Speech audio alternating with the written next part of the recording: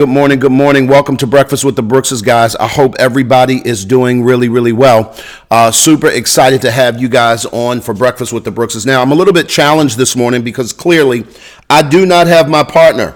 So I'm going to need my community to really jump in and be my voice if you can. Here's what I want y'all to do. For those of you guys who are on by way of Instagram, I want y'all to do me a favor. Click that little arrow button, share that out. For those of you guys who are on by way of YouTube, I want you to also tag somebody, share this out, and we're going to go from there. Now, here's the deal. I cannot see my comments today.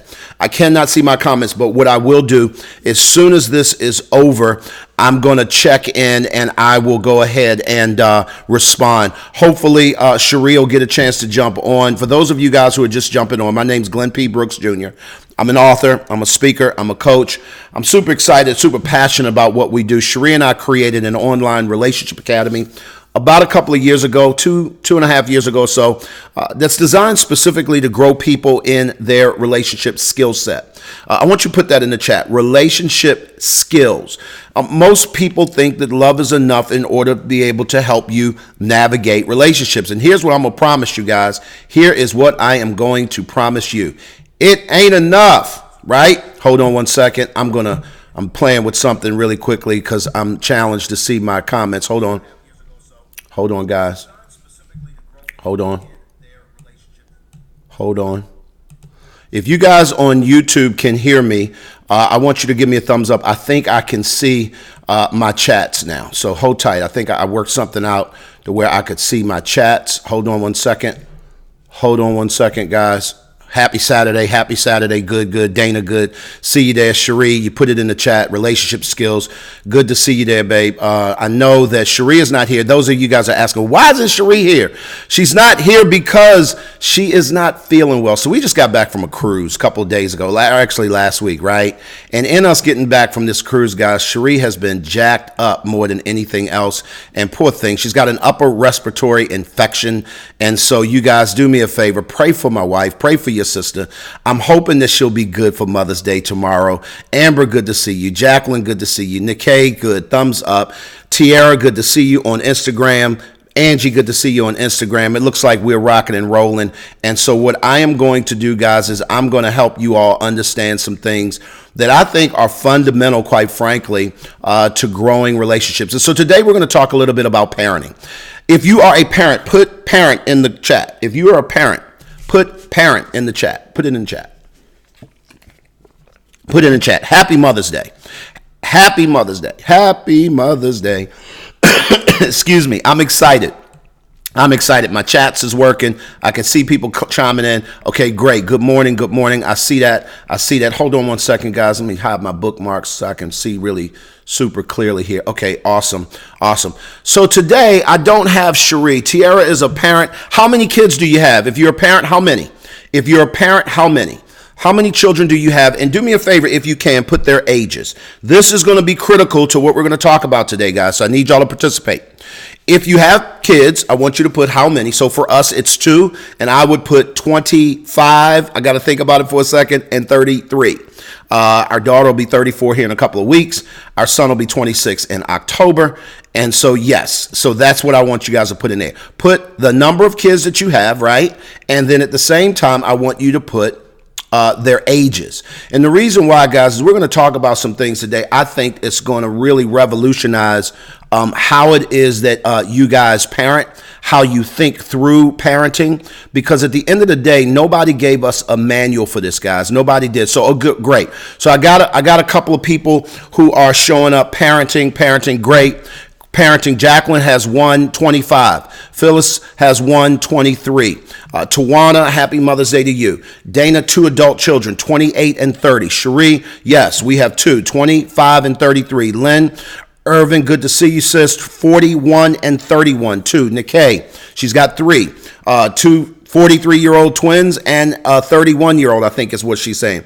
Damon, Marsha, they've got 4 between the 2 of them. 3 years old, 14 years old, 16 years old, and 19.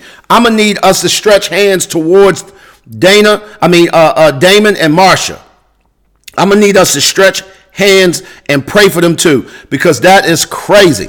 That y'all see that spectrum from a 3-year-old all the way up into a 19-year-old. So Tiara over on Instagram has 4 as well. Y'all, we're going to stretch hands and pray for Tiara and Jeremiah. 3, 5, 10, 15. That's a crazy range. So today, I'm going to share some things with you guys that I'm hoping that will help change the game when it comes to your parenting, guys. Let me reduce my screen just a little bit just so that I can make sure that I'm seeing everything clearly. But guys, here's what I'm going to promise you. Parenting is not easy. Of course, you know that by now. But here's the other thing that you need to know.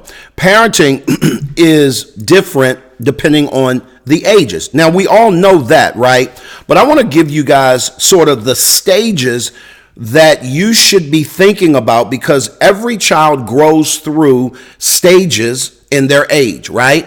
And there are 4 stages of parenting that I'm going to talk to you guys about that today. So put that in the chat. 4 stages of parenting. I shared a little bit about this in my parenting group. So Cherie and I, we created an online relationship academy. It's called MAPS, Marriages and Parenting Successfully.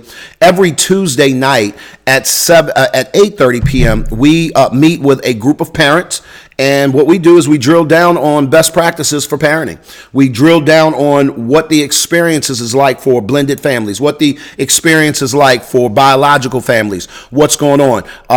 We have gone through the gambit in terms of learning what to do and what not to do. And our goal is to really share that as much as we possibly can. Karen said, praying for Tiara. I know that's right. 4 stages of parenting. Put that in the chat. On IG, you guys engage with me as well. 4 stages of parenting. I want y'all to put that in the chat. Let me tell you why this is important. Because oftentimes, and I want y'all to think of stages as seasons. I'm going to say it again. I want you to think of stages as seasons. Somebody do me a favor. Put in the chat, what is the nature of a season? Put that in the chat for me. What is the nature? It's one word.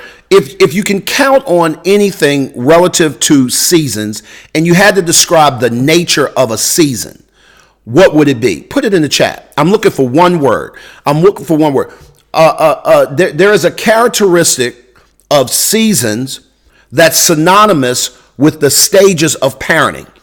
Think stages as seasons. Absolutely, Sidna. I want y'all to put that in the chat. Listen to me carefully, guys. What is true of seasons? What is true of seasons? If you had to drill down and give it one word to describe seasons, what do you know? Give me a character trait of a season. Give me the character trait of a season. Any season, what do you know to be true? Absolutely, Tiara. So Tiara, if there was $1 million prize, Tiara would have gotten it. Sidna would have gotten it on YouTube. Tiara on Instagram. The nature of seasons, guys, I want y'all to understand this, is that they change. Put that in the chat. Change. Karen, good to see you. Thanks for putting that in the chat. Renee, good to see you. Thanks for putting that in the chat. Tiara, absolutely. Growth is another characteristic. But the one I'm going to deal with, Jacqueline put growth as well in the chat on YouTube. Here's what I want to do. I'm going to settle down just a little bit, guys, because I want to teach you just a little bit. Mother's Day is coming up on Sunday, tomorrow. And here's what I know about moms. I was raised in a single parent home, right? And in me being raised in a single parent home, there were a bunch of things that I witnessed that I didn't really understand. And I didn't really understand them fully until I became an adult. I used to always wonder why my mother was always stressed out. I used to always wonder why my mom didn't seem to have a lot of fun. And as I look back at it as an adult, she laughed a lot, but I wouldn't have characterized her life as fun. She was always really serious. Part of that is her temperament. She was always very focused, and she seemed to me to be pulled. As a kid, I didn't understand that was stress. As a child, I didn't understand that came for a reason. And I want to share with you guys some things that I hope will help you in your parenting, that if you can recognize the nature of a season, if you can embrace the characteristic of a season and that they change, it will help you to evolve in your parenting skills. Does that make sense? If you do not evolve in your parenting, here's what I'm going to promise you. On some level, at some place in one of these stages, you're going to lose your child. Now, I know this doesn't sound like a great encouraging message yet. It will. Many of us are struggling with staying connected to our kids. If you agree with that, put yes in the chat. Put yes in the chat. Put yes in the chat. When I say struggling, meaning because they're always changing, it's always a struggle. I don't know about you, but I've always felt like I was playing catch up when it came to connecting. Like I was always trying to navigate. So where are they today and what's going on with them? It didn't mean that I didn't put the work in, but it did mean that it was work. And so if you understand what I'm talking about, put I understand in the chat. Here's what I want you guys to really, really get clear. Now, I want you, and I'm gonna kind of take my eyes off of the chat for a second so I can focus on drilling down on this content, guys. But I want you to put, if you're ready for stage 1, I want you to put that in the chat. Put stage 1 in the chat. Here's what I want you to understand. Stage 1 of parenting is the discipline years. I want you to put that in the chat. Stage 1 for parenting is the discipline years, and those are years 1 through 5. And so when we talk about discipline and the years of discipline, we're talking about them being in the age range of 1 through 5. I want you to see it as a foundation. I want you to see this as the discipline years are the foundational years. The discipline years are the years where you are focused on 3 main things when it comes to discipline. And I want you to write this down or put this in the chat. Number 1, you're disciplining for disobedience. Number 2, you want to begin a level of discipline for dishonesty. Number 3, you have to focus on disciplining them when it comes to disrespect. Just those 3 things. I want you to focus on that for a second. Number 1, what am I disciplining them for? When it comes to a kid doing something wrong, what are the areas that I'm focusing on those foundational years? And this is going somewhere, guys. I want to teach you guys. I'm going to slow down a second. Instagram, I appreciate you interacting. Do me a favor, Instagram. Y'all share this out. I'm not Facebook, but YouTube. Thank you. Share this out. When you're focusing on years 1 through 5, those are the discipline years. That is the first stage of parenting. A lot of your focus and your energy is going to be growing them when it comes to foundationally setting the tone for how you discipline. You're focused on 3 areas: disobedience, dishonesty, disrespect. In years 1 through 5, it's going to be critical for you to be able to help them understand that there is a consequence when you're disobedient. There is a consequence when you're dishonest, and there's a consequence when you're disrespectful. At the same time, when they get those things right in these years, it is very critical that you celebrate them getting it right. What do I mean by that? I want you to be able to focus on when they are obedient, when they are honest, and when they are respectful. What does it look like for you to celebrate that? What does it look like for you to celebrate when they're obedient, when they're honest, and when they're respectful? Let me tell you what I mean, and let me tell you why I'm saying this. If you grew up like we did, my wife and I, and again, pray for my wife. She's not here. For those of you guys who are just jumping in, she's going through a little something, got an upper respiratory infection, so y'all pray for her. She's feeling a little bit better, but her voice isn't quite there, so I'm glad that she's in on the chat. I appreciate you, babe. Thank you so much. I hope you're getting better. I'll be home in a minute. Here's what I want y'all to understand. When parents don't get this part right, they pay for it later. Have you ever saw a parent who had lost the control of their child, and there's a level of disrespect that the child walks in, and they almost feel like that they're entitled to do so? That they randomly disrespect people, that they randomly disrespect you, that they randomly are dishonest for no reason. They're just lying for no reason. Oftentimes what we're finding, particularly in our coaching practice, is that there's a direct correlation of how well that foundation was set in ages 1 through 5. Now, here's what I'm going to tell you about seasons. Seasons overlap. Seasons will come and go, but they also overlap. So just because it's winter don't mean you won't feel an Indian summer.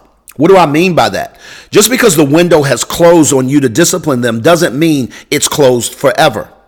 And so I need you guys to understand that it is your job as a parent to constantly focus on, and the easiest way to get them to be respectful, to get them to be honest, to get them to be obedient is to celebrate it. Let me say this to you parents, and let me help you out, particularly moms. I want y'all to listen to me. By human nature, we do not celebrate wins. We don't. By human nature, we are more negative than we are positive. By human nature, it's not your fault. It's the way humans are built in a lot of ways. We will see the negative. I'll give you an example. The kid comes home with all A's and one B. It is difficult sometimes for us to focus on the all A's, and we'll say, so how you going to get that B up? What you going to do to get that B up? Really what you're doing is that you're trying to encourage them. But the problem is that is a negative when you have so much positive to talk about. And so I want to challenge you guys that in this stage, and we're going to talk about this as we go through, the biggest way to get them to be obedient, to be honest, and to be respectful is to celebrate it like crazy. Now the sun's coming up, it's cloudy, so y'all going to see the shade and shifting and that sort of stuff. So I'm not psychedelic. I'm not turning colors. But I just wanted to let y'all know that what was going on. Do y'all understand it? So that's how you get them to become highly, really, really obedient, highly respectful, and highly integrous. The other way you do it is by modeling it. I want you to put that in the chat. There are only two ways that you can get them to be honest, obedient, and respectful. Is one, you celebrate it, and two, you model it. One, you celebrate it. Two, you model it. Let me tell you guys, listen, I learned the hard way that kids do what I do, not what I say. I've said that 1,000 ways till Sunday. I'll continue to say that. Here's what I know about children. They do what you do. They don't do what you say. And so when they model me being disrespectful, when they model me being dishonest, when they model me being disobedient, when they see that modeled, I guarantee you they will go and do likewise. Now, here's this caveat to that. It doesn't have to be you doing the modeling. They can learn from any model. So generally speaking, what's going to happen is that they're going to learn from the model that they're closely associated with. So that can be their friends at certain ages. We're going to talk about that a little bit in the different stages, but it also can be their environment. So sometimes it's their family. You got to watch out. Just because the person is family don't mean your kid need to be over their house. Come on, let's be honest. Just because I had somebody call me up who I'm coaching, and he texted me. He was a little stressed out. He said, Coach, listen, I'm having a challenge with my co-parent, and the problem is this. The problem is that I can't. By the way, IG, I'm going to jump over. I think I'm on my personal IG page. I'm going to jump over to our Breakfast with the Brookses page and go live there so that they can get this as well. So y'all just jump. If y'all ain't following me on IG at Breakfast with the Brookses, I know YouTube, I just made a hard left on you, so hang tight. Instagram, do me a favor, go over and like our at Breakfast with the Brookses page. I'm going to end this and I'm going to go over there and so they can get some of this, okay? Y'all be good. We'll talk soon. All right, YouTube, y'all hang tight. I just realized that I am on the wrong Instagram page and I want to show some love to our Breakfast with the Brookses page. So hold tight. I know y'all still there. Talk among yourselves. Give me a second. Give me a second. Here we go. Here we go. Hang tight, YouTube. What's going on, Instagram? Good morning. Good morning. Listen, I apologize, guys, on Instagram. I went live on my personal Instagram page, not the Breakfast with the Brookses pages. This morning, Cherie isn't with me. She's struggling through an upper respiratory infection. Pray for her. We're talking about the 4 stages of parenting. And if you are a parent, I want you to put parent in the chat. If you are new to this broadcast, I want you to share it out. If you're catching it by replay, appreciate the love. We're going to jump right back into this content. And YouTube, back to our program as scheduled. So listen, where were we? We were talking about the 4 stages of parenting. Number 1 stage is the discipline stage. In this discipline stage, you need to be focusing on 3 different areas: disobedience, dishonesty, and disrespect. In ages 1 through 5, it is critical for you to focus on that. When they mess up, you need to be on it. But when they do well, you need to be on it. Does that make sense? When they mess up, you need to be Johnny on the spot. Hey, Kat, I apologize. I was over on my personal page, so that's why I'm late. I hope you can catch the replay and maybe or catch it on my personal page, but I'm here. Good morning. Good morning. We're talking about the 4 stages of parenting. But guys, in this first stage, the stage of discipline, here are the 3 areas that you need to be focusing on: disobedience, dishonesty, disrespect. And we said that the way that you factor for that, the way that you build that up and you speak to it is by celebrating obedience, celebrating honesty, and celebrating respect. As soon as you do that, here's what you'll find out with your children. Here's what you'll find out with their children. They'll make a shift. I think we don't put enough stock, guys, into the environment that is pressuring our kids to do things that we didn't teach them. And the parents, we go crazy, right? So now it's a thing where you're saying, where'd you learn that? I mean, this is how we sound. Where in the world did he learn that? I don't cuss in this house. That might be how you characterize it. We don't curse. But I walked up on little Johnny and he's cussing like a sailor. You don't have to stress about it. Here's what you know. Here's what you know to be true. Somewhere along the line, his environment is shaping him and it's teaching him to do that. Now, what we had to do is we had to start doing our checklist. What kind of TV are we watching? What kind of movies are we going to? In our house. Who is he hanging out with? What kind of family is he rocking with? Is that happening when he comes back from the co-parent? You get what I'm saying? So you begin to identify where it's coming from, and that's the only way you get to address issues. So if you're ready for stage number 2, put it in the chat. Guys on Instagram who are just joining Forward Marriage, what's going on, guys? Good to see y'all. I'll be in Georgia in June, guys, and I want to catch up with y'all. We got to talk. I love what y'all are doing. We'll be in Georgia June the 5th, I think it is, through the 10th. And so I'm super excited about that, Chadwick. And hopefully you and your wife can connect with us. I certainly want to do that. So Charlene Hawkins, good to see you, sis. Love you guys. Appreciate y'all. Put number 2 in the chat if you're ready for number 2. I'm going to slow down. This is going to be good, guys. I'm going to take my time this morning. It's Mother's Day. Happy Mother's Day. Cherie's not here with us, but she's going to have a good Mother's Day, Lord willing. We're going to get her nursed back to health so she can have a great Mother's Day. So I said, hey, babe, you stay in, get yourself together, and I will handle it today. So stage number 2 is the training years. Put that in the chat. The training years. The training years. This is ages 5 through 12. Ages 5 through 12. As a parent now, it's no secret, our children are grown. And we learn, the things that I'm sharing with you guys is things that I've learned over the years. If it was a book, if it was a seminar, if it was the life lesson, like we've gone through this enough to be able to see sort of patterns in the way that kids are being raised.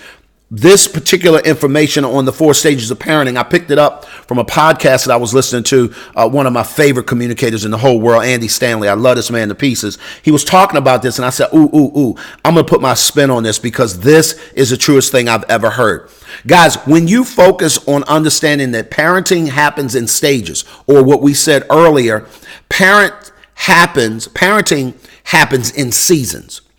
If we know that the nature of a season is to change, then we can expect that. So when a season shifts or it changes, here's what we are not messed up about, is that it changed. How many times have you noticed a change happening in your kid and it was just gradual, and all of a sudden you looked up and they had changed? It happens all the time, right? Sometimes it's with their growth, meaning their physical growth. You look up, our grandkids are growing like weeds. I just saw on my Facebook memories, they put, you know how they do the little memory share, Mother's Day 3 years ago. I'm thinking to myself, they were midgets. Like, how are they such little people? And now they've grown so big because their season changed, right? What I want you guys to understand is that when you focus on the training years, ages 5 through 12, these are the years where you are teaching your kids, listen to me carefully, guys, the why behind the what. See, oftentimes when we train, we want to give them the what. This is what you have to do. I need you to do this. I need you to do that. I need you to do that. Clean up your room. I need you to wash the dishes. I need you to get good grades. Like, we're good at telling them what we need, right? What they should be doing, right? Here's what we're not good at, parents. I was there. No judgment. We're not good at giving them the why. Because most of us came up in households where our mindset is, I don't owe you no explanation. It ain't my job to tell you why. Just do what I told you to do. And here's what I'm going to tell you. Fundamentally, that don't work. Not in 2019, it don't. And you want to know why? I'm going to give you the why behind why that what. It is because our children have more access to more information than in the history of the world. When you think about it, and you look at these children in elementary school who are carrying smartphones that have the internet on it, they have instant access to global information at the push of a button. When that amount of information comes into anyone's space, somebody put in the chat, what happens? What happens when someone has instant access to any information? What will happen as a result of that? Somebody put it in the chat. You got a person who was marginalized. They didn't have access to information. And all of a sudden, they wake up and there's the internet. And now they have access to global information right now. What happens to that person? Anybody? Put it in the chat for me. Anybody? Put it in the chat for me. What happens to a person who has access to information? When we were growing up, we had encyclopedias, but we didn't have a whole set. we didn't have the whole. We had the A through L, but my cousin and them, they had the M through P, and then my other uncle, his kids had the Z. We didn't have a whole set. Now, so maybe some of y'all grew up a little bit better than me. You had a little bit nicer than I did. Maybe y'all had the whole set, but here's what I also know. That information had to be printed, and if it's printed, it's dated. And if it's dated, it's time bound. And so that means it's not ever growing. Today, our children have access to information that's organic, and it's growing all the time. And as a result of that, they question everything. Cherie, you got it right. They can get the answer to everything. And that is why it's important, number two, for you to give them the why behind the what. Because they're already approaching this like this doesn't make sense to me. And until you can get a kid to understand why this makes sense, you often will be met with resistance. I can guarantee you, particularly in the ages of 5 through 12. They're super inquisitive. Now, one thing leads to another, Tawana. You're 100% correct. And so what I want you guys to understand is that this is critically important. Here's also the other tip here in this season of training is you have to explain while you train. Put that in the chat. Explain while you train. Now I'm going to help you guys out. When kids are ages 5 through 12, they are the most, right? They have the most energy probably of their entire life in that age bracket right there. And so oftentimes what happens is they wear us out. They're wearing you out, right? Cherie, forget you. Talking about they had the whole set. Cherie and them was bougie. She put in the chat over here, Kat, on YouTube, talking about we had the whole set. Yeah, y'all had the whole set with y'all bougie self. I said it. Tell your mama I said that. Happy Mother's Day. Now. Y'all said, Glenn, you being me. No, she know what I mean. She know what I mean. I know that's right. Yep, that's exactly right, Kat. Explain while you train. Why is that important? We just said it before. They have access to everything. So if you're not explaining while training, I want you to think about it this way. So remember we talked about those Britannica encyclopedias, right? And we said that those jokers were printed and they were dated, right? If something is printed and it's dated, that means nothing else is being added to it. Well, when a kid has access to the internet, when they have access to social media and all these different things, they have access to information that's moving. Does that make sense? And so if you explain while you train, you also are staying current on what's going on, thus having a relative solid connection as they go along. Does that make sense, guys? And so I just want you guys to understand that it's hugely important important in stage 2 of parenting to train, explain while you train. Number 3, if you're ready for number 3, this is getting ready to get good, guys. And I got a something at the end I want to give to all my mothers as a gift. Just some insight that I've learned along the way, not only growing up in a single parent home, but unfortunately, when I left my first wife, she was left to be a single parent to our son. And I learned these things on that watch as well. Tar Heel Mommy, 31. What is your government name? Good to see you on IG. Y'all be killing me on Instagram with all these handles. Tar Heel Mommy, 31. Here's what I'm guessing. You're from North Carolina or you went to the University of North Carolina, one of the two. So ain't nobody going to call themselves a Tar Heel Mommy. Or your kid goes to that's it. If you're a Tar Heel Mommy, maybe your kid goes to UNC. I don't know. Taya. I hope I pronounced that right. It's good to have you, sis. Both. I know that's right. Both. I love it. So I apologize, YouTube. The flamingo is out and flapping this morning, so I apologize. I'm super excited. So all my bougie people that had all the encyclopedias from A to Z, put me in the chat. Y'all Bammers, I'm not messing with y'all because we was hating on y'all because we couldn't get it when we had a book report. I digress. Number three.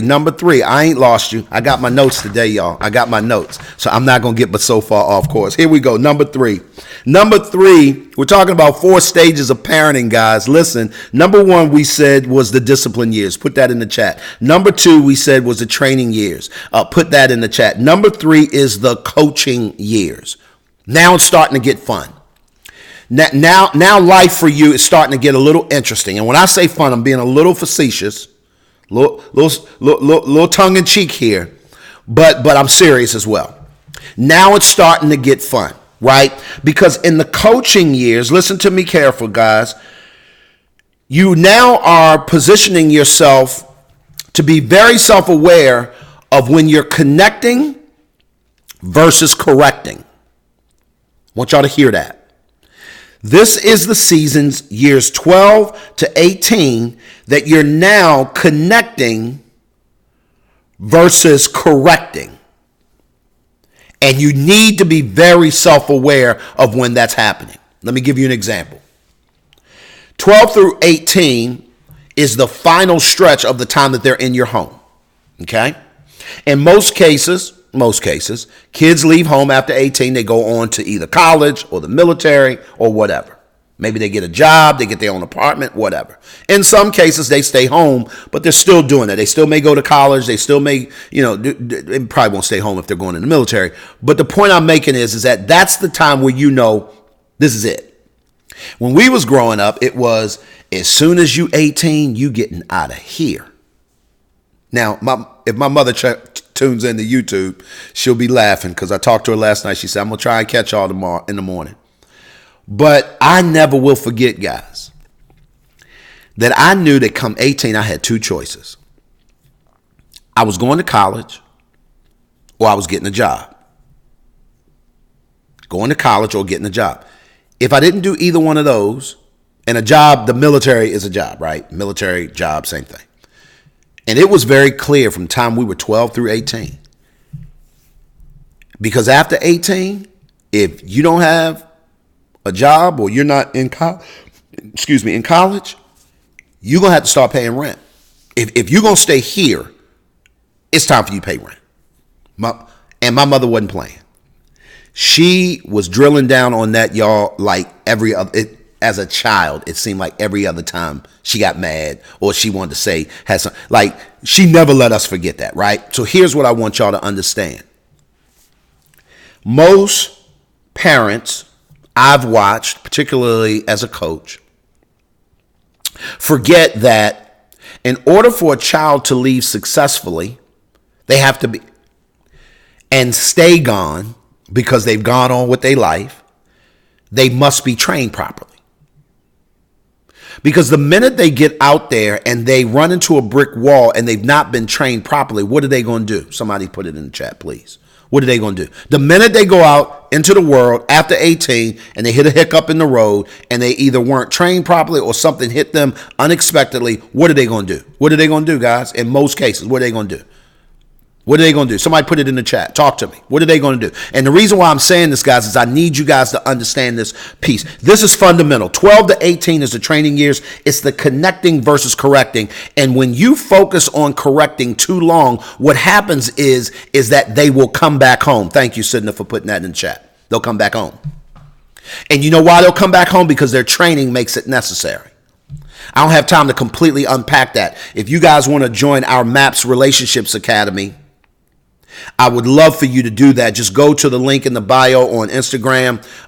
Go to www.thecrcoach.com on YouTube. Make sure that you guys click the link. Sign up for a free discovery session so that we can see if you're fit and we can bring you in. Because this is where we break this stuff all the way down. Let me help you out. Going to want to go back home. I love that, Kat. They're going to want to turn tail and run back home. The reason why is because they are clear they're unprepared. They weren't ready for this. Like Kevin Hart would say, no, I wasn't ready. Right? Here's how you, listen to me carefully, parents. Here's how you offset that. I appreciate that, Dana. Thank you so much. I'm going to try and show that on, okay, awesome. I love it. Appreciate that. Thank you, Dana. The way you offset that, Kat, thanks for putting that in the chat, is you focus on connecting more than correcting. When you connect with your child, you're now implementing something that says, do as I do, not as I say. Let me lead you along the way. And thus what happens is that they will correct themselves. I don't have time to go all into it, but between 12 and 18, you want them to become self-aware in this stage where they begin to call themselves out and say, you know what, here's how I need to make a course correction, because you've made such a connection to them that they've been able to see that model. Does that make sense? And if that's the case, what happens is the win happens once they leave, because when they run into that brick wall will be something that they've seen before. And you've connected to them in such a way during their 12 to 18 years, they can say to themselves, oh, I've seen this before. Here's what I should do. Now, you may get a phone call, but it's not, can I come home? It is, Mom, let me just make sure. Remember that time when I was 15 and I lost my lunch card and I had to figure that out? Let me ask you a question. When y'all hear that, and it's setting them up for the next stage. Because we're on stage 3 right now, and I know I'm going fast, but I want you guys to understand that when you connect more than you correct, it promotes self-awareness. And the reason why is because you're allowing the connection to model for them and allowing the correction to be their own correction. It's not so much as you being on top of that all the time. And that's what's wearing a lot of our single mothers out. A lot of y'all are doing stuff that ain't your job. I'm going to just say it right there. You heart that up, like that up, tweet that. Most single parents are wore out because they're doing things that is not their job. And I promise you, I've watched it with my ex-wife and our son. I watched it now in retrospect. I can see it in my mom, and I see it all the time, every day in our coaching practice. Y'all doing too much. And the stuff that you're doing ain't your job. And that's why it's wearing you out. If you take your job back, your job is to model. Your job is to create environment. Your job is to provide. Your job is to be creative. Your job is to connect. By 12 to 18, it's called consequences. Let that correct them. Let that be their correction. If they don't turn the assignment in, they fail. Hello? Your job ain't to run around behind them talking about, did you get your assignment turned in? They in the 12th grade. If they don't get their assignment in, they're going to fail. They'll fail that assignment. And here's the problem. Good to see you, Dre. Here's the problem. Because we won't let them fail, they never learn the lesson. If you let your child fail at 12, they will learn the lesson so that at 22, they're not calling you talking about, can I come home? Ma, can I come home? I had a setback. Okay, then what you gonna do? Yeah, you come home to get your breath, to catch a breather, but what's your plan? What we doing here? What's the goal? What's the plan? Where are we going here? Because here's what's not the plan. The plan is that you are laying on the couch talking about hey man, breakfast ready? Y'all know what this means, right? They playing goddamn video games, right? I ain't mad at the video game, but I'm saying unless that's your thing, your one thing, your passion, and what you designing them and you get ready, like, bro, that's taking up a whole lot of time. I'm trying to tell you, you need to have a plan. And the problem is that we're spending more time correcting instead of connecting in that 12 to 18-year-old time block. Cut the umbilical cord. I know, Kat, and I know I know you got a son, and so I don't know where you are in y'all's evolution, but yes. If that's a message to yourself, if that's a message to everyone else, cut the umbilical cord. Cut it. Because here's what you're doing. You are doing your child a disservice. Please hear that. When you do not let them own the consequences of their actions, what you're doing is you're actually robbing them from growth. I need y'all to hear that. When I do not allow my kid to learn what he needs to learn from his own mistakes, I am at that particular point in time robbing him and taking the opportunity for him to grow through that off the table. And so therefore at 15, he doesn't learn it. So at 25, now it looks like he's in a relationship with a wife and he don't know how to treat her. Why? Because he never learned that this is unacceptable behavior at 15. And so it is our job as a parent. Listen, Mother's Day is here. I am here celebrating mothers. I'm going to give you guys some real encouragement as to how to implement some of this in just a few seconds, because at this particular point, I'm not going to leave you high and dry, but in these stages in parenting, guys, it will change the game if you do what it is that I'm telling you to do. If you're ready for number 4, put number 4 in the chat. If you're ready for number 4, put number 4 in the chat. If you're ready for number 4, put number 4 in the chat. Rockin' Soul Vibes. What is your government name? Instagram be killing me with that. They be killing me. I don't know. Why is it only on Instagram that we do that, right? My name is the same everywhere, so I never understood that. Rock and Soul Vibes. I just want to greet you more personally. What is your government name? Like, can I call you by your first name, ma'am or sir? I don't even, because I can't see the little thing. I don't even know what I got happening here. Fours. Good. I got 4s in the chat. Okay, guys, I'm going to move forward. For those of you guys who are just jumping in, for those of you guys who may be joining us by replay, we're talking about the 4 stages of parenting. Number 1 is the discipline years, 1 through 5. Number 2 is the training years, 5 through 12. Number 3 is the coaching years, right? 12 through 18. And here comes the fun stuff. Number 4 is the friendship years, 18 plus. Number 4 is the friendship years. That's the years 18 plus. Now, I'm going to give y'all a secret. We said in the beginning, and we set this up by saying that the nature of a season is to change. The fundamental characteristic of a season is to do what, guys? Is to change. If I do not respect that, what I won't do is I won't do what needs to be done in the season that it needs to be done. Thus, when the season changes, I won't be ready. The way that looks like is in the summertime, at the end of the summer, they always do these clearance sales because they're getting ready for fall. But the problem is that most of us don't buy up a bunch of cheap stuff while it's going on sale. Thus, we don't prepare for next summer this summer. So when we get back to next summer, now we're paying top dollar at the beginning of next summer because we didn't take advantage of the fact that summer going to come again at some point.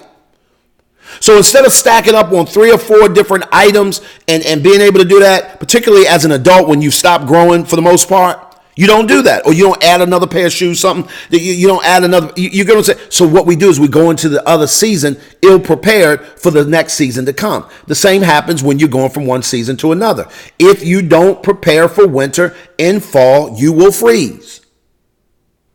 Instead of, you're supposed to be chopping your firewood in the fall so that you can stack it up and get ready for the winter. That'll you're going to pay top dollar at winter because it's the wrong season. Same thing happens with parenting. Many times what happens is, guys, is that during these friendship years, 18 plus, I won't say most, I can't say most, that's not fair. What many parents do is that they want to be friends in the wrong season. They are trying to be friends with them at 15. That's the wrong season. They don't need you to be their friend at 15. They need you to be their coach. See, a coach puts their foot up your tail. A coach doesn't accept excuses. A coach isn't going to tell you what you want to hear. A coach is going to tell you the truth, and they really don't care what you think about it.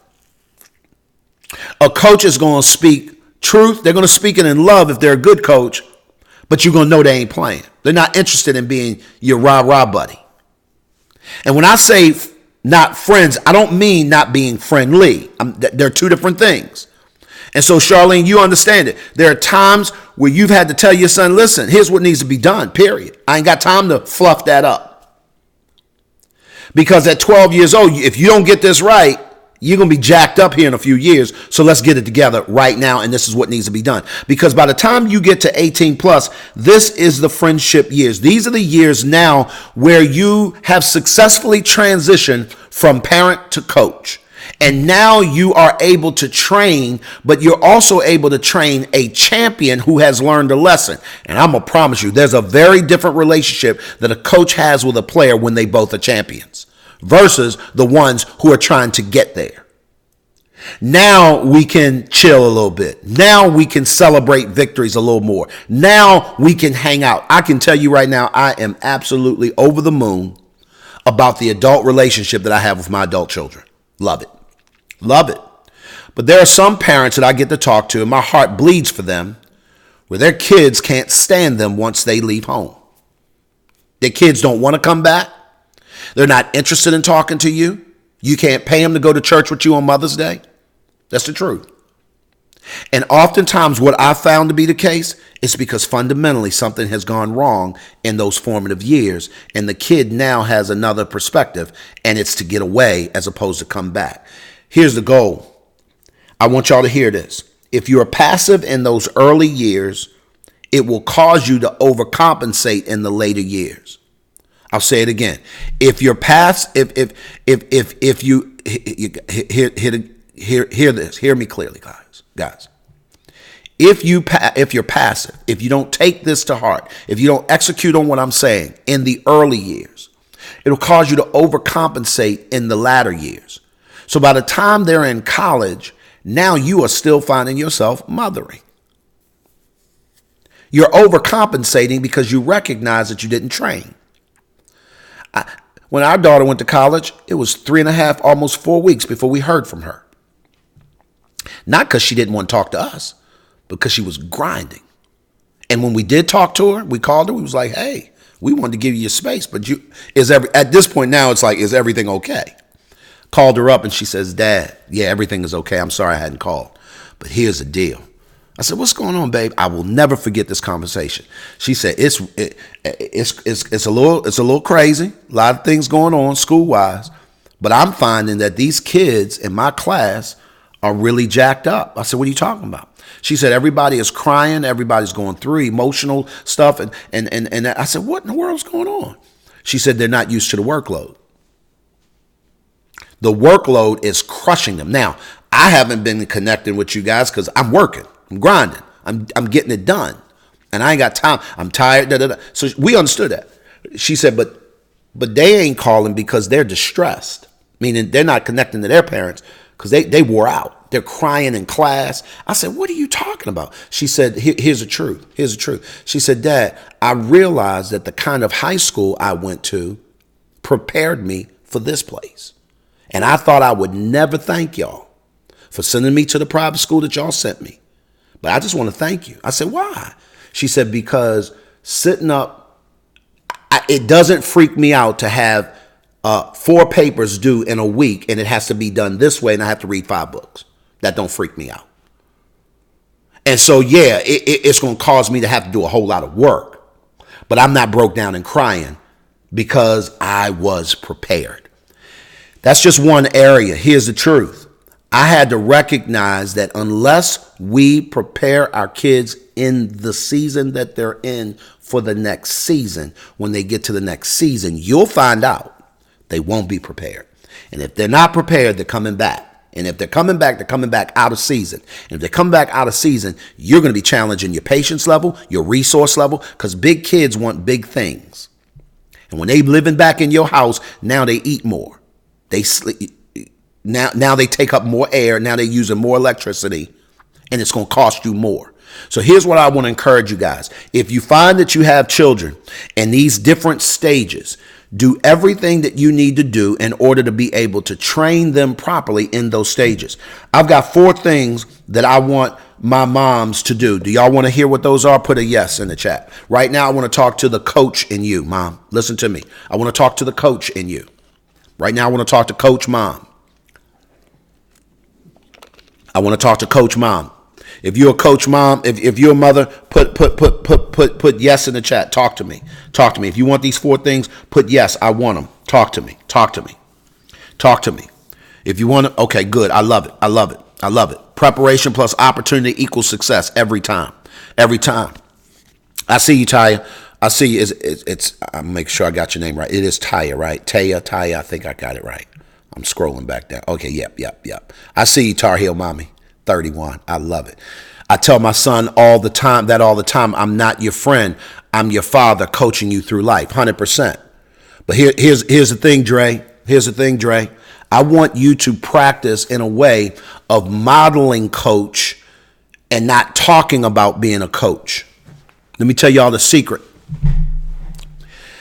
I want them to feel like I'm their coach, so that when I become their friend, they can also feel that. I shouldn't have to tell them. Let me put it this way. Y'all ever see parents that say, well, you can tell me anything. You can come to me. If you have to tell your child they know that they can come to you, that really means they can't come to you. If I have to tell my son, I'm the father, that really means that I'm not acting like the father. And I'm not saying this about Dre. I'm just saying I want you guys to position yourselves where you're doing more executing than you are talking, and that they are modeling what you're executing as opposed to what you're saying. Because again, they do what you do, not what you say. They'll feel that shift. When you go from coach to friend and friend to coach, they'll feel that shift. Ladies, I'm going to give you 4 things, and this will help you greatly. First of all, I'm going to talk to my mothers. You moms are probably some of the most extraordinary humans. Well, you are, I believe, and this is just my personal belief. God created you different. He made you in such a way that is far above most that we get to see. In terms of manhood, in terms of species, you're brilliant, you're resourceful, you're a multiplier, you're a taskmaster. You love by nature. You're intuitive as all get out. That sixth sense that you have, even if you don't know the Lord per se as a personal relationship with, you have a sixth sense that's legit. I think God gave that to you. I believe God gave that to you. Here's what I'm also tell you. In your nature is a coach. Every mother is a coach. Every one of you. And that's why you do what you do. And when you hear me say coach, I want you to hear leader. Every mother is a leader. You have to be in order to be able to walk in your motherhood. You have to. And so I want to empower you over the next few minutes, and we're going to jump off. I just wanted to share my heart. Mother's Day is coming up tomorrow, and I want to empower my moms in this community, and I want y'all to hear me clearly. Number one, there are 4 things that a mother needs to do in order to go to the next level in her ability to coach. Number one, you need to recognize who your child is. Put that in the chat. Recognize. When I say recognize, I don't mean see with your optical nerve. I mean see into their soul. And you need to know who you're dealing with.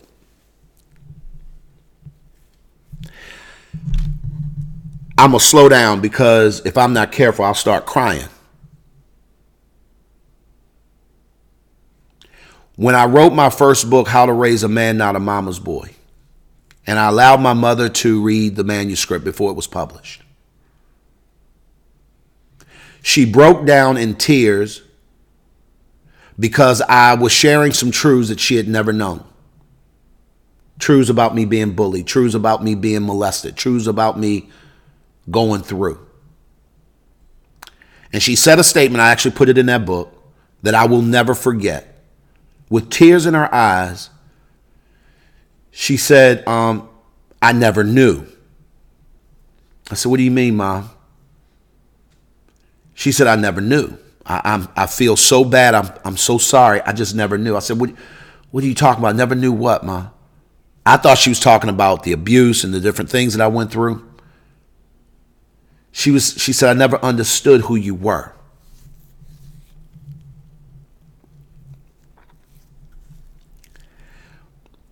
As a woman, I understood your sister. I'm a girl. I understand that. I understand what she feels. I understand the different stages that she goes through. I understand what it looks like or what it feels like to be rejected by a man or whatever the case may be. I'm a girl. I can relate. That's what she told me that, right? She said, but intuitively, I didn't know who you were. All I knew is that I couldn't keep up. And this is my version of what I remember her saying. I'm sure she would remember exactly what she said. She said, but I remember recognizing that this is a boy child and I do not know how to identify with him. And so as a result, I don't know how to help him. I never will forget that statement because what it did is it crystallized a moment for me on how important it is for Coach Mom to step back and do the work that it takes to see who your son is, to see who your daughter is at their soul level, to recognize, no, this is who I'm dealing with. And as a result, this is how I need to treat them. We could characterize that by saying, recognize their bent, recognize their tendencies, recognize their leanings towards certain things and give it credit, pay attention to it. And when that happens, listen to me very carefully, guys. It builds and it builds a connection that doesn't even need to be said. It's just you bond in that moment. And so what my mom really was saying is that I didn't know how to bond with you. And she was left to herself. There's no judgment. I get it. There's a reason she didn't. No one ever taught her how to do that. And my father wasn't around to be able to show her. Because that kind of bonding is taught. You have to be exposed to that level of bonding and that level of insight in order to be able to traffic in it. That's one of the reasons why I am so passionate about our coaching environment, because I show up as coach to be able to coach people through what it looks like so that you can connect to the feeling of it and then execute on it. Does that make sense? Number 2, there are 4 things I want my coach moms to understand you need to do. Once you recognize who your kid is, number 2, you need to position them to become all they can be. A job of a coach is to put the best players on the field to win, period. In order to put the best players on the field, you have to recognize the talent level of the players you're dealing with. There are some times that coaches are calling up schemes and game plans for players to execute, and they do not have the ability to execute it. They don't have the capacity. Some of you guys are not positioning your kids because you are actually trying to fit a square peg into a round hole, meaning your child into something that you want them to fit into, and that's not who they are. Position them properly and they'll slip right on through. They'll go right through the window.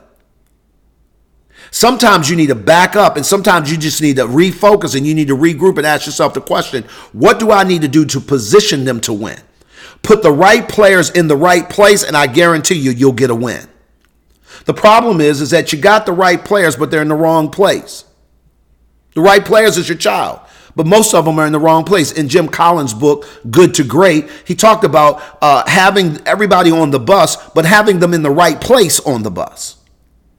So it doesn't matter that, okay, this is your child. We get that. You know them in one way, shape, or form. But are they positioned properly? Because if they're positioned properly, I guarantee you winning is much easier. Because, and I don't really have time to unpack this completely. I could talk another hour on just these 4 things alone. Here's the truth, guys. When they're positioned properly, they know who they are and they play to their strengths. And thus, it is not as arduous for a child to step up and do what needs to be done because they're already playing to their strengths because you position them this. Listen, let me just say this so that you're very clear. Our daughter has 2 masters and she's working on a PhD. We purposely positioned her in an area of a strength that we saw in her that made that possible. Not that we did her work, because we didn't. And she used to always tell us, listen, guys, I'm not super smart. I just work hard. What I recognized is that this chick needed to be in a certain environment in order to thrive. And so we worked our tails off to make sure she could be in the right places at the right time so that she could go through the right windows. Does that make sense? And so it was a positioning thing. I don't have to do your work. I'm the coach. I'm not going to come out there and shoot the shot. I'm not going to come out there and run the play. I'm not going to come out there and be in the huddle. That's not my job. My job is to draw up the game plan, put the right person in the right place at the right time with the right skill set. We getting us a W. Y'all notice I said we all have a part to play. And so at this particular point, Coach Mom, I need you to recognize, listen, position them to become all they need to be. And the way, and number 3 is you do that by putting a team around them. Listen to me very carefully. If your child is playing by themselves, they will always lose. And I'm going to say it again. If your child is playing this game called life by themselves, they will consistently lose. And the problem with that is that they don't have to. So I need you guys to understand the way the team is. Okay, Coach Mom, listen, think about a head coach. A head coach has a staff. A head coach has a staff of people around him or her that is helping them. So the head coach don't do all the jobs. The head coach isn't the defensive coordinator sometimes, isn't the offensive coordinator sometimes. They're certainly not the special teams in football, in basketball. You have several coaches that are coaching different aspects of the game. What we learned to do is that we had to expand our team if our kids are going to win. And we literally created a team around them of people. That's something I don't even have time to unpack because I could teach you how to even pick the team.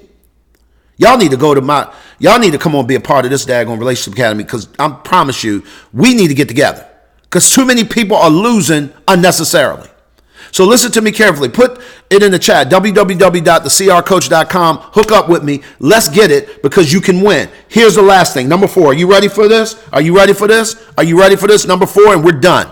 This was a long day, and I recognize it was. I did it on purpose because I wanted to be able to honor my mothers in the community, and I wanted to be able to get this information to you because here's what I know. You are doing a fantastic job, an incredibly phenomenal job, and many of you guys are working with a deck that has been stacked against you, and you've made it happen anyway. What does it look like when you got a good hand? Y'all need to hear me. My card players, you understand? There are certain card players that can make anything happen, right? They can make it happen with whatever hand they got. My spades players, you understand, right? If you understand the game well enough, you can take a bad hand and make some stuff happen, right? But boy, when you got the right hand, woo-wee, by the time that deck gets shuffled again and you got a good hand, so I'm trying to help you guys get a good hand. Does that make sense? Play the hand that you're dealt, but it's always good to be able to figure out how can I get a better hand. Does that make sense? So last point, number 4, here's where you have to have faith, and it's simple. It's really simple. You have to let go. You have to let go. Coach, hear me clearly. Let go. Stop running it. Stop controlling. Let go. Let go. Let go. Let go. Cat, let go. Stop trying to run it. Let me give you my last tip. Here's what I know about God. When we decide that we're not going to let go, what we're saying to him is that we can do this better than you. We can do this better than you. We're smarter than you. And what I know about God is that he will let you. In his infinite wisdom, in his infinite sovereignty, in his infinite love, he will let you have it. Because what he's not going to do is override your will. Now, I ain't preaching. I'm just giving you a principle. Your job, coach, is to create the game plan. Put the players in the right position and let them run the play. Stop trying to run the play. That's not your job. If there is nothing you heard from this broadcast today, running the play is not your job. Drawing up the play, putting the players in the right place, and giving them all the resources that they need, position them, the coaching staff, everything. That is your job. And the reason why most people are losing in their parenting is because they're running the play and they're not being creative. My name's Glenn P. Brooks Jr. I'm an author. I'm a speaker. I'm a coach. It's Mother's Day. I miss my wife. I hope you're feeling better, babe. Sorry you couldn't be here today, but we're going to do something, and we're going to enjoy our weekend. I hope that you guys have an incredible Mother's Day. Do me a favor, if you can. Share this out with somebody. Don't let this just be good to you. There are people in your circle who need to hear this. Encourage them. If you're new to the YouTube channel, huge favor. Please like the channel, subscribe to the channel, ring the bell so that you can get the notification and you can be here. Kat, thank you so much. I appreciate it. Appreciate you guys so much on Instagram. And guys, listen, at the end of the day, here's what I know to be true. We all need some help. Y'all be good. Happy Mother's Day. We'll talk soon.